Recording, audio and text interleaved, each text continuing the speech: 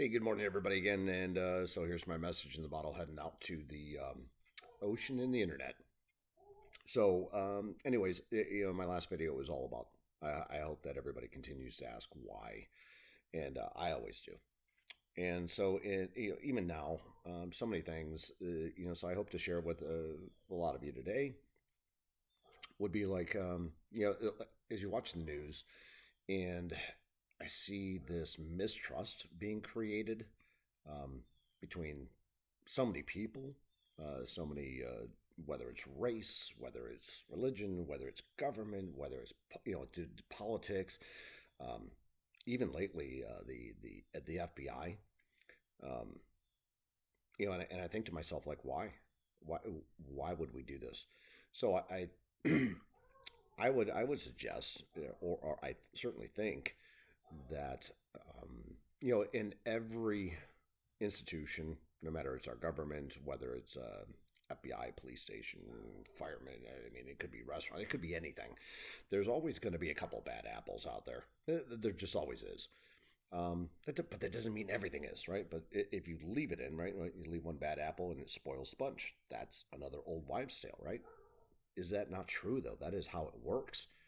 So the idea would be to get rid of the bad apple or apples, maybe a couple. That doesn't mean you destroy everything that was created and that not everything created was bad. That was there for a reason. And so I would really encourage people to think and not put everything into one singular clarity of, oh, it's either good or it's bad. Because I just don't believe that that's true. I think there's good in all things and there's also bad in all things. But shouldn't we work together to get rid of the bad? I mean, ultimately, I think that's what we need to do. So I hope that that helps a lot of people kind of calm down and think, not calm down, but ask why. Uh, don't believe everything that's out there. I've put out videos where to Putin, President Putin, to President Trump, to all the presidents. I put out stuff to Mark Zuckerberg. I mean, these are people that I highly doubt. I don't know if they've ever seen the videos. Don't know if they ever will, and I don't even know if I really care. I guess because they're my thoughts. But boy, would I love to hear from any of them. The why, right? Um, why the antagonism from President Biden um, to call people names. Um, but on the other hand, why the comment by President Trump to say, if he's indicted, there'll be trouble. So again, antagonism. Yes, me. That's both sides. So neither one good for any of us. And I always ask. So there's so many things out there, right? But as I'm traveling around, and once again, pick up information, but I like to watch. I observe is what I should say. Observe everybody and how they behave, what they say, what their actions are. I think actions speak 10,000 times louder than words, which another old wives' tale, right? Go figure. But what's crazy is that as I'm traveling and I'm seeing inflation go through the roof, I'm seeing people hurt economically. Um, I feel like a lot of lies are being told on media. Um, People are so in this believing mode of their whatever they worship, whether it's the media, whether it's their religion. God forbid you speak ill of anything anymore. There's always backlash. It doesn't make a lot of sense to me. Um, I definitely so for me, I'm a Christian, but that's my choice. That doesn't mean you should be. That's just mine. And I wear this for a purpose and a reason, right? Because that's my belief. But that doesn't have to be your belief, right? It's a choice. God gave us all free will. So in all religions that I've studied, they're all they all have the basic same story. But guess who's at the top? God, right? There's always God. Whether you want to believe who's a prophet, who's not, who's the son of God, who's not, that's all up to you guys. I can't tell you what to think. I know for me personally, um, it's a lot more comfortable knowing for me, I'm not really in charge of all things. So therefore, if I do my best to be a good person every day for myself, for my family, for my friends, for people I meet, I mean, that includes strangers, right? Because that's just how it is. So I'm supposed to be a good person. That's how I look at it. I can't judge. There's only one person that can judge, according to any religion. That'd be God. And so, for anybody to share their opinion or make a comment on the channel or whatever, I'm not bothered by that. I encourage it. I love the conversation, the debate. Um, and the last thing I'm going to do is be the judge because I'm not the judge. So I see a lot of people that are on my Facebook friends, which is kind of funny. Um, it's interesting that how offended people get by a comment um, when it's supposed. If you don't want open debate, I guess you don't put things out publicly. And my channel is public. I don't put restrictions on it, other than I don't put it out for kids. But it's out there. It's unedited. Here's me live doing this, and I guess people could judge if they want to. But then who are they to judge me? Just like who am I to judge them? I don't. So I hope that's a good way to look at things. But yeah, as I was looking at the craziest thing I have seen lately, as the economy is just crippling everybody. But really, it's hurt. There's the haves and have-nots, and we've said this for a long, long time. But it's getting worse and worse and worse and worse, right? And I'm watching hourly employees. Let's say they're making $50 an hour. Doesn't matter wherever you're at living. They can't afford cars. They can't afford gas. They can't get loans. They're locked out of the financial system. And let's say they're making $15 an hour. Let's say they work 5 hours, right? So all of a sudden they're making $75. They can't afford the car. They can't afford the gas. So they use Uber. Now Uber could cost them up to $30 a trip one way. So all of a sudden they're paying $30 one way, $30 to go back home. Cost them $60. They made $75. They take out the taxes. They literally are broke. And all they did was show up to work. And then we wonder why a lot of people aren't working. Did anybody ever think that maybe they literally can't afford to work? That's insanity, right? This is where our economy has led us to. This is where the decision makers have brought us to. And it's just continuing to get worse and worse and worse. So I look at how can you help people? That's the biggest piece. We all need to help each other right now because I don't think we can count on any side of the government to be helping us. And if we are looking for the government to help us, God help you, because that's just not where it's at. So I say be kind to people, help each other, question why on everything. And on both sides, this antagonism, I think is just, it's not good for anyone, to be honest. And I certainly look forward to some more open conversation. We haven't touched on so many topics. There's so many things going on in the world that, it's like everybody has a short-lived memory and they count on that. Like, here's the little shiny object today. And then, oh, here's the next new shiny object. And, oh, here's the next new shiny object. Oh, we forgot about all the other shiny objects that we just showed you months ago. But they just keep your mind spinning and spinning and spinning.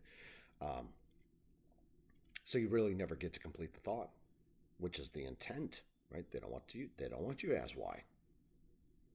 When I say they, those are the people that control your media, your television, all your news agencies, all your social media. It's all controlled. If you think it's not, look at the Mark Zuckerberg thing on Joe Rogan. Literally makes no sense. Those two people definitely don't run in the same circle, I would say. Absolutely not. Yet Mark Zuckerberg goes on Joe Rogan. Never heard back from Mark Zuckerberg. Figured that one out. But they've been talking about it on the news for the last week and a half. It's definitely been picked up, and people are wondering, like, well, that seems really weird. They ought to ask why.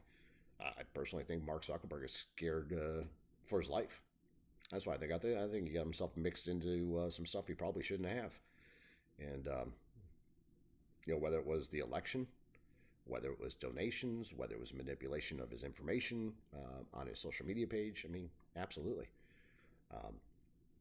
So I think there's so many things going on out there. So then you see that, and then I see people post about, Mike Lindell. They don't like this guy. A lot of people, some people don't like him, I should say, and they don't like him because he says, Trump won the election and he bought commercials. Kind of reminds me of Perot way back in the 80s, who literally bought television airtime to try to explain to the American people why he should be president and to vote for him. He got the largest independent vote, I think, in history, and but not enough to win because there's only two parties that control everything. You got the Democrats and Republicans. I mean, yeah, you have other parties, but they don't let you in. It's just that simple. Look what Mitch McConnell did this week. A Republican, and by the way, if I was anybody lives in, vote him the hell out. That's what I would do. Guy's been there way too long, and he's just power hungry. Get him out. I mean, like anybody that's watching this guy's behavior, you got to think, holy crap, wait a second. So if you're a Republican, Mitch McConnell runs the Senate as a minority leader, which also means he controls all the purse strings. So if you want help in your election, you have to go to Mitch McConnell. I mean, what is that about? Shouldn't anybody be allowed to run for office? If you meet the qualifications and standards, you should run for office. You're not going to go beg somebody for money that's not even his. And the same thing goes for Pelosi, right? She's on the Democrat side. Or you got Schumer, same thing. Or you got McCarthy in the House, right? So you got both sides controlling everything, including the purse strings. So I say if you want to donate to a political campaign, don't donate to a party. Donate to a person, right? Because that person can then use the money to hopefully run a good campaign, present their information. That's one thing they all seem to be lacking these days is any information as to what do they really think. Like I can't figure out what any of them think. Based on their advertisements, they want to bash each other. That's great. They want to bash the other party. I mean, this is all stupid. Like, I could care less. If a Democrat doesn't like a Republican doesn't like a Democrat, okay, tell me something new. How about the fact of what do you stand for? What are your beliefs? What are your values? What are your traditions? What are you going to do when you get in office? And how are you going to help make decisions? And why should I vote for you? Right? They don't explain that anymore. I watched this race up in Pennsylvania. I don't live there, by the way. But it's from Dr. Oz and Fetterman. And I'm thinking to myself, all right, I've listened to Dr. Oz. I've watched him on TV for years when he first started. And wow, seems like a pretty smart guy. He's a doctor. He gave great information, good personality. I listen to some of his speeches, but he does too many talking points, if you ask me. I'd rather hear just what does he think versus what is pulling the party line. But anyways, he is in a contest for a Senate seat in Pennsylvania against a gentleman named Fetterman. His last name is Fetterman. Anyways, don't really get this guy. I've heard his background story, whatever, and or from the news. I don't know personally, so I'm not even going to comment on that fact. Just watching his actions. Here's a fact. If I'm going to cast a vote for somebody that's going to be in a Senate seat, right? There's only 100 of them. That's it. So that's 1 of 100 that help control all of our lives. This guy Fetterman literally had a stroke. I mean, that's just a fact. It's unfortunate, but it happens. I mean, it could happen to me. It could happen to you. It could happen to anybody. Okay, so it happened. So we're not picking on. Nobody picks on this guy. Nobody should be picking on him, right? It's just a fact. But if you have a stroke and it now causes issues with the way in which you have the ability to think or behave or act, does that really make you a good candidate for one of the 100 seats that help control the world's largest economy, military, societal influence in the world? No. That one scares. But yet, in the polls, there are people that actually voting for this guy. And it's mind-numbing. It's like, I don't understand why he doesn't step back and let somebody else take the place and just, hey, okay, I had a stroke. Medically, maybe not fit to be able to do this. So let somebody else from his party step in. It doesn't have to be him. Why can't it just put another Democrat in there, right? Just like with Biden. If the guy's too old to run for the next election, just step aside. Let somebody else do it. Trump is getting up in age. I think he's very, very smart. I think he still has his wits about him and everything else. But at the same time, guy's getting a little old, right? So I'm thinking, why not a little younger? There's a damn near 30-year gap, 25-year gap between me and my age and Trump. It's a long friggin' time. Now I could croak tomorrow. So could he. the chances of a 50-year-old croaking, 55-year-old croaking versus a 80-year-old croaking, I think is a little different. It's just a fact of life. We all come and go.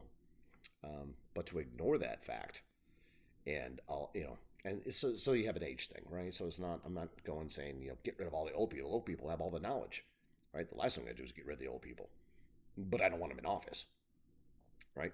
So what I'm saying is they're great as, I think, mentors, counselors, teachers. They can share a lot of information. The passing of Queen Elizabeth, like her or not, I don't. It's up to you. But when you have somebody that has the knowledge of 70 years in any given office, I mean, could you imagine the things that this person saw? She was 90, 96? I mean, that's a lot. That's a couple lifetimes for people out there. And to know the things that she knew, to see the things that she saw, to meet the people she did, I mean, that is a loss for society, only in the sense that all that knowledge is now gone. It's not like her brain was put into some computer and is suddenly saved, as is all of our past presidents, right? Or all of our future presidents. Right? It's just not how it works. So, and with that being said is, we come up to midterms. I hope people ask why for a lot of things, like market.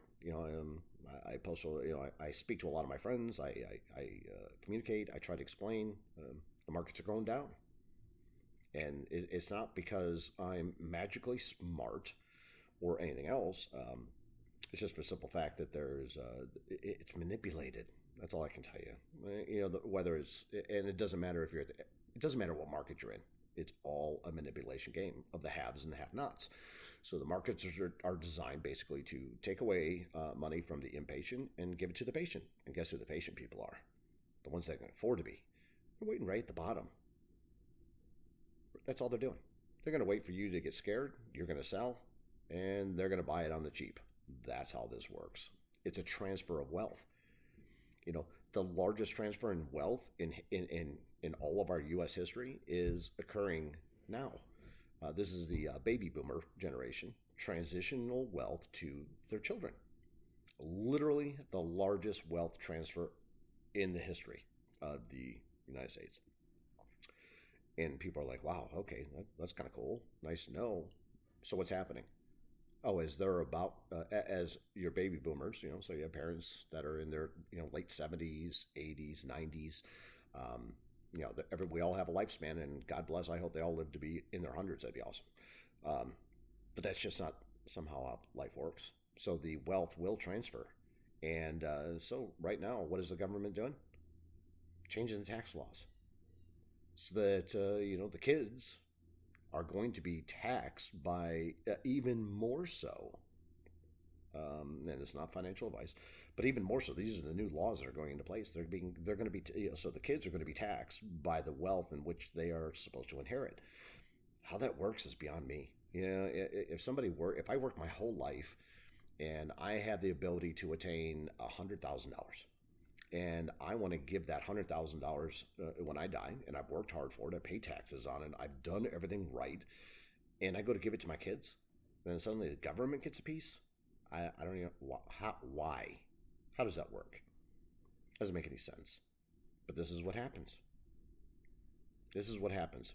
And, so that's just the United States stuff. If you look around the world, people are going to sit there and tell you that Zelensky is now fighting back against Russia. If anybody wants to believe that, don't believe that. The United States poured $50 billion into a country.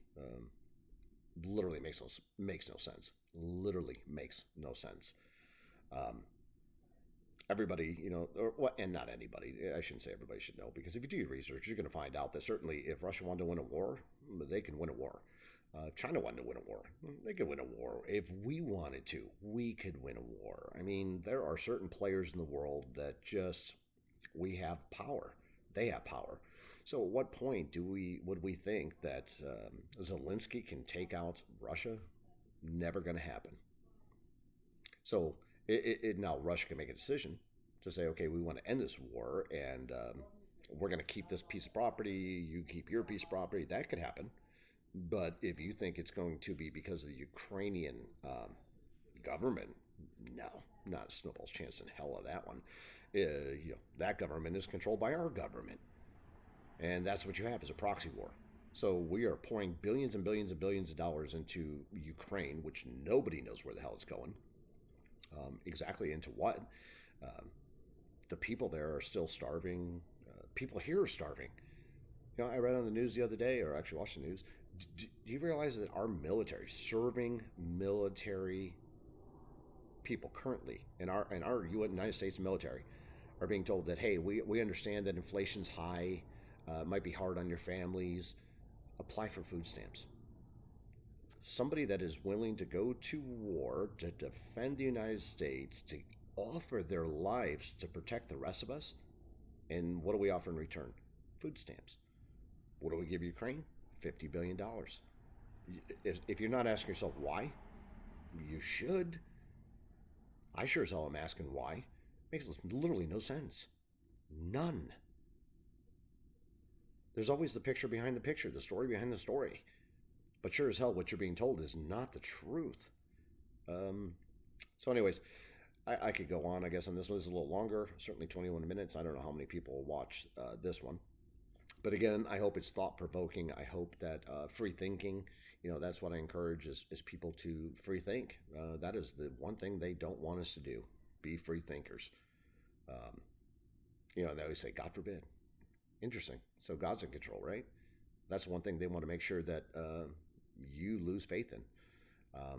And that is an absolute trend in the United States. People are losing their faith in God. They're agnostic, or they just lost their faith, which is just really when all things go bad, I always say, somebody that doesn't believe in God, their last words are oh my God, right? So interesting how it all turns around. And I think that people that lose faith, if you lose faith in God, what do you have? You want to have faith in a government? A government is not God. If you don't have faith in God, you're going to have faith in what? Because if all of us were to lose our faith, then what do we? You might as well go back to barbarianism. A primitive way of thinking, in the sense that what really guides you in your principles and your values and your behaviors on a daily basis. That doesn't mean everyone. None of us are perfect, and we all know that. We all make mistakes, and that is okay to make mistakes. Just like I keep hearing these commercials saying it's okay not to be okay. Well, yeah, duh. But that means you reach out for help. But who are you going to reach out for help? Is it a pharma company, right, who wants to turn your brain, the best computer ever created by, right, obviously by God, and they want to dumb it down and make it hazy so it can't think. That's what a pharma company wants to do, right? Versus on the other hand, you could ask for guidance. You could ask God. And if you listen, and then all of a sudden, life, I will tell you, gets a whole lot better. Again, I'm certainly not telling anybody what to do, because you can't. And I always say that's God's greatest joke, free will. He gave us all free will. Make your own decisions. Haha, nice job. But it really is, right? So you have a choice. Everybody has a choice to do the right thing, do the wrong thing. Everything in the middle, that becomes the gray area and anarchy. Speaking of anarchy, what I think is really interesting is that, like this Fetterman guy I was talking about, if you look the way he dresses, he wears these black hoodies. Like who else wears it? Black hoodies. Oh, that would be Antifa. Then in Tim Ryan in Ohio. Now, Tim Ryan's been around for a long time in politics. And sure as hell, guess what? He went from suit and tie, and I could care less whether you're a suit and tie person. Really don't care. But then he went to like dress shirt. And now what is he? He's a hoodie guy. So I have to ask, what is up with the hoodies? They're always a reason, right? So they're symbolic. But the black hoodie thing is just popping up. And the only time I see the black hoodie part is generally when I see it on Antifa. And now I'm seeing it on two politicians that are both running to be senators. That certainly makes me say why. I certainly hope it makes you guys think and say why. But anyways, again, longer video. Hope you enjoyed it. God bless and take care.